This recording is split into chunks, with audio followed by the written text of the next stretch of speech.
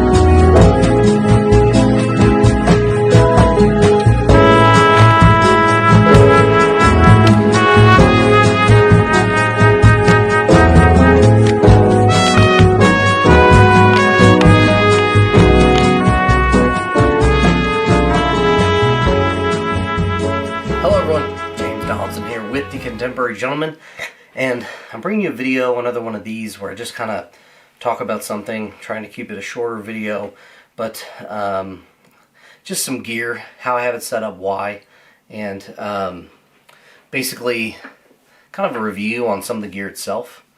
I've used some of this gear for many years at this point, and the way it served me, I do want to throw some information out, basically to say, hey, thanks for being awesome. So, disclosure, I got all this for free. Just kidding. No, I actually spent my money on this a long time ago, and that's one of the reasons that I don't have the newest, flashiest stuff, is because, one, I spent my own money on it a long time ago, and I really want to see what kind of stuff I can milk out of it. And then the other thing is, it's held up, so there's been no reason to replace it. So, without further ado, in this video we're talking about my battle belt. So, war belt, whatever you want to call it.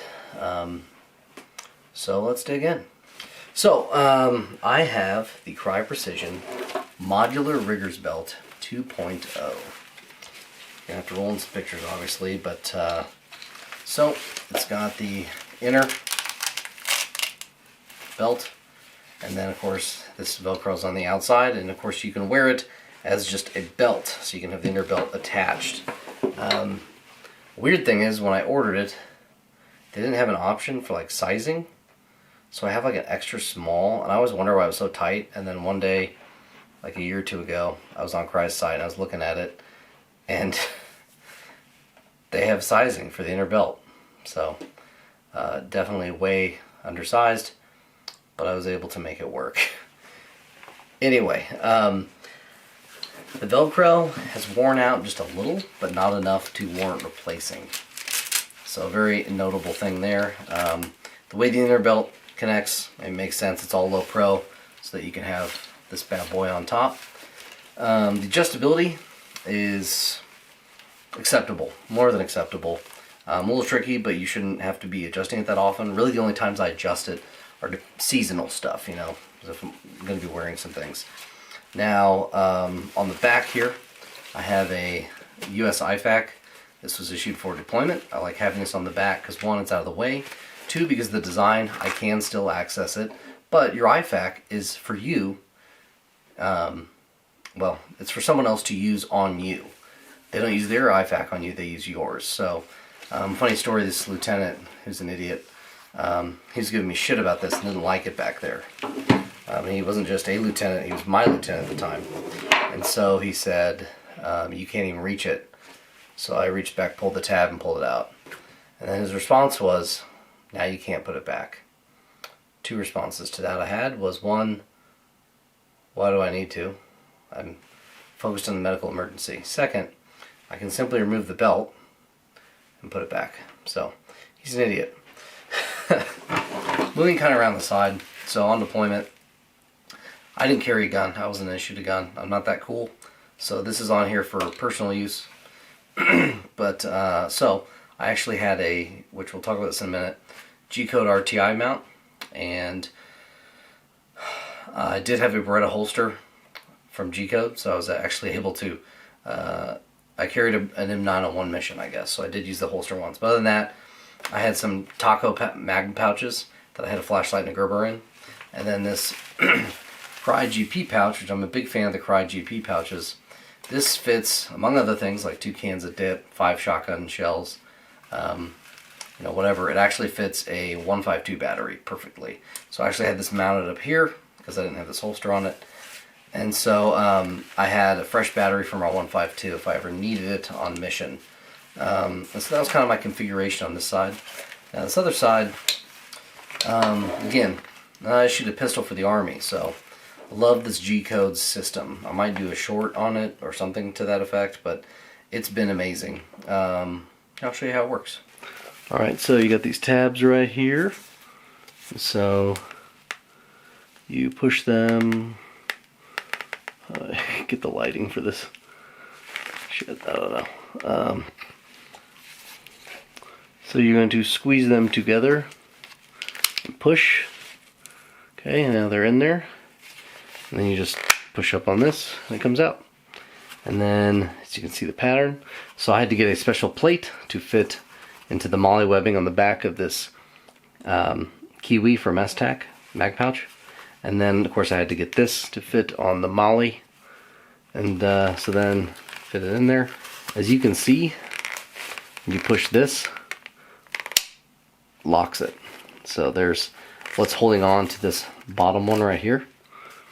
And when you squeeze, it pops it back out.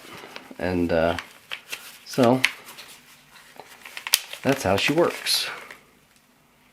So, yes. So basically, I have some other 5.56 mag pouches set up for the RTI system. Another single or two. I've got a double side to side, which sucks. I don't recommend it. I think I sold it. I have a double, so stack out. I really don't use it. It's there, but it's just bulkier. Is why. There's nothing wrong with it other than just I don't like the way it feels on my kit. So I would pop the pistol mag pouches off, mag pouch, 5.56 mag pouch on for Army stuff, and then when I go back to personal stuff, these pistol pouches pop back on. So love that. Now the KYWI STAC mag pouches, I love them. They're my favorite mag pouches. Without trying, I convinced a lot of other people in my unit to buy some, put them on their kit, and so everybody did. If you want a versatile pouch, I really like the CRYE GP pouches. So they can take mags, they can take other stuff. But when you have a location that you're only going to put mags, I recommend the KYWIs.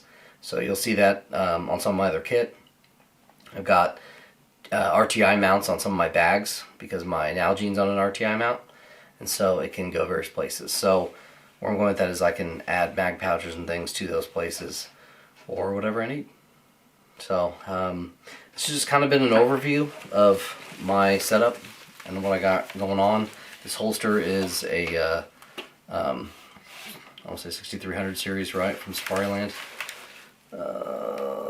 Yeah, 6832. It's the RDS version.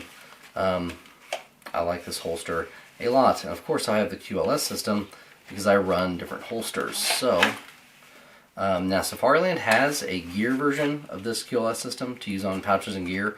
I actually prefer the RTI system, but when it comes to holsters and mounting the holster, I do prefer Safariland's QLS. So this has been James Donaldson with the Contemporary Gentleman. Until next time, keep your composure.